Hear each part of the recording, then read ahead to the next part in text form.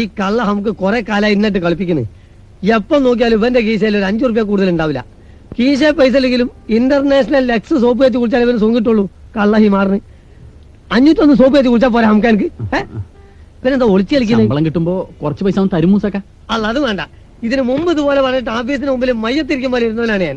ഒരു നായിന്റെ മുമ്പത്തേക്ക് തന്നില്ല. അയ്യോ, അത് മൂസാക്ക വരുമെന്ന് അറിഞ്ഞ കാരണം ഉച്ചയ്ക്ക് തന്നെ ശമ്പളം വാങ്ങിച്ചിട്ട് അവൻ മുങ്ങി. അല്ലടാ? അതെ. അതുകൊണ്ടൊക്കെ തന്നെയാണ് ഇനി അക്കളി വേണ്ടെന്ന് പറഞ്ഞത് കേട്ടോ. മൂസാക്ക, ഞങ്ങൾക്ക് ഓഫീസിൽ ചെല്ലാൻ സമയം വൈകി.